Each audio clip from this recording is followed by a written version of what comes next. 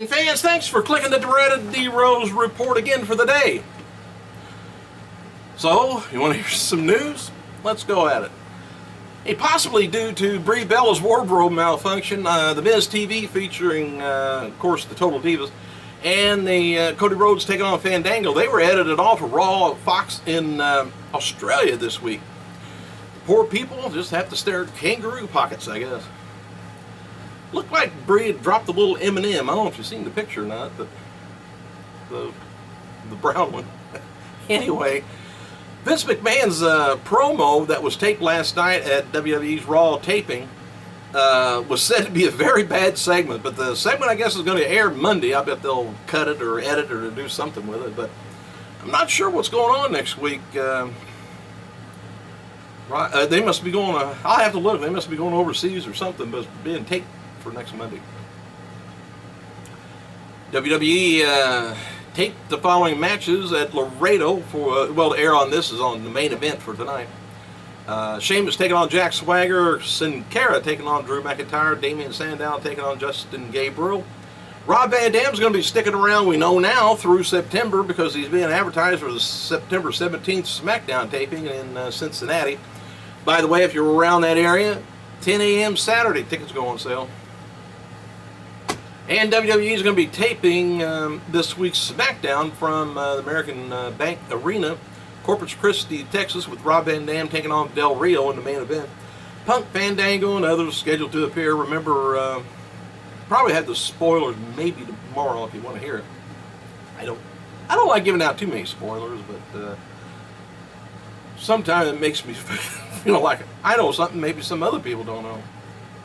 Sometimes I do, but I'm not going to tell them. Hey, WWE developmental diva Brittany Fetkin, F-E-T-K-I-N, noted on Twitter that she dislocated her kneecap during training yesterday and had ice on it, and noted that she's going to be fine. She located it and put it back where it was. We're all right. And former diva Tori Wilson turns 38 years old today. I never thought I'd ever like a 40-year-old woman, but whoo, was I wrong. Former WWE announcer Matt Striker, he revealed on Twitter that he's working for the New York Wolves hockey team. Landed a job quick. I've been playing all my life and happy to announce my involvement with the New York hockey. And he said it's like WWE, only faster with skates and sticks. Says drop them.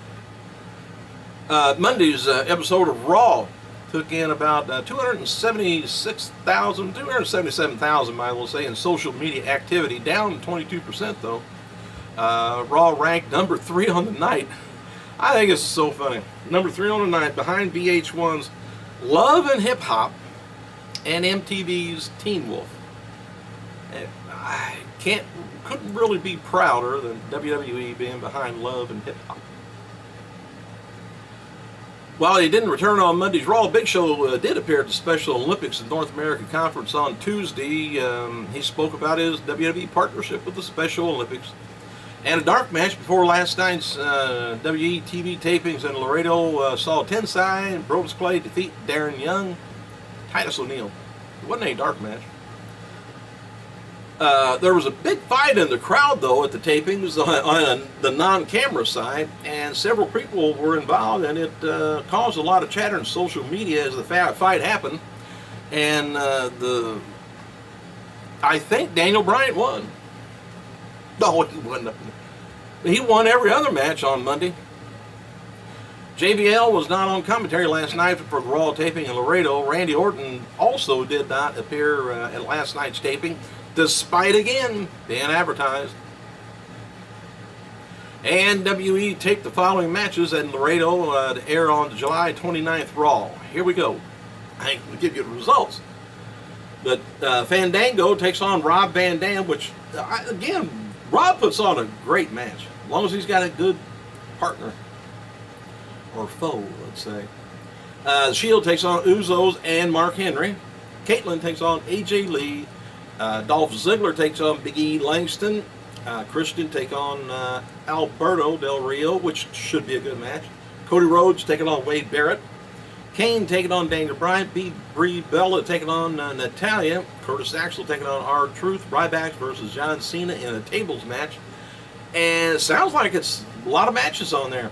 Now, believe it or not, for the 3 hours, they've been holding in at just about 4 million for all 3 hours viewership, which is great because there for a while, you know, the first hour was down and kind of dwindled off at the end.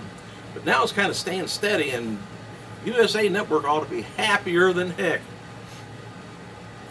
All right, remember Jesse Sorensen? He was outside the ring, and Zema Ion, I believe, did a flip or something like that, and came down on his head and just knocked him out. I think he had surgery and some other stuff. Anyway, he's been rehabbing. But former WWE star, says here, Jesse Sorensen, has launched a fundraiser project for GoFundMe.com to help raise $600 for an upcoming bodybuilding show in Tampa, Florida. Sorensen accused TNA president Dixie Carter of making false promises. Here's what he wrote on the fundraiser page, in case you're interested. It says, my name's Jesse Sorensen, and it says, I'm a former professional wrestler for TNA Impact Wrestling, seen every Thursday night on Spike TV. He put a plug in for him.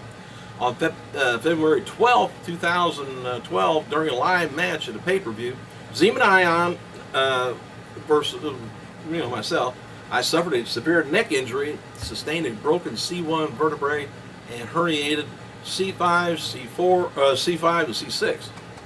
After a long recovery process, and being promised by the president of TNA, Dixie Carter, I will always have a job with her company. I recently was released from my contract and shown that those promises were false.